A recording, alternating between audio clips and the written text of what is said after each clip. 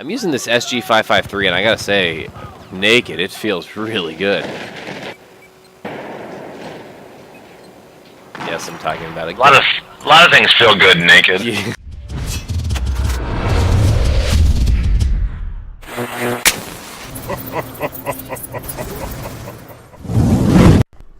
Hey gamers, Stogie here, and welcome to another episode of the 4-Minute Gun Guide. In today's episode of the 4-Minute Gun Guide, we will be going over the SG553, aka the Sexy 553. I call this gun the Sexy 553 because I just love them irons. Look at those irons, man. Those are so MP5 or M5K-esque from games like the original Black Ops, Call of Duty.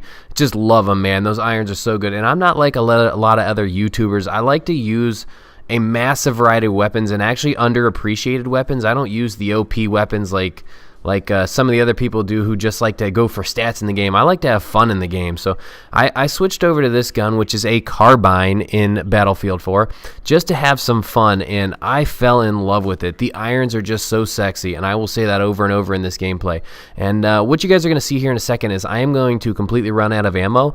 One of the pretty nice things about this gun right here, you can see that the fully empty magazine reload is actually pretty quick. It's just below the AK-5C in the Carbine class, which is actually really quick, and that's one of the benefits to using this gun, but there's not a whole lot of others. It's got a fire rate of 830 RPM, which is pretty decent. It's less than the ACWR, but higher than guns like the G36C and the AK-5C. So it's got a nice fire rate, so it's good for close to medium range, and you can hit those longer range shots, but the recoil on this gun is a little bit harder to manage if you're used to something like the AK-5C.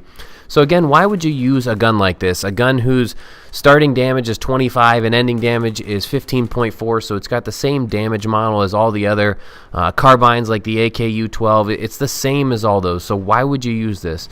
And again, I will just go back to those sexy iron sights. Right there, you saw some red dot gameplay. I wanted to throw that in there just because some people are going to say, why wouldn't you equip a sight? You have a sight spot. So there you go. There's the red dot if you want to see it, but time and time again, man, I just felt myself going back to these iron sights. It was just a blast to use. It looked so awesome, and it was just something different for the game. You know, you don't have to be doing the same thing that everyone else is doing all the time. Have a little fun and use a gun that's a little bit different and have fun with it.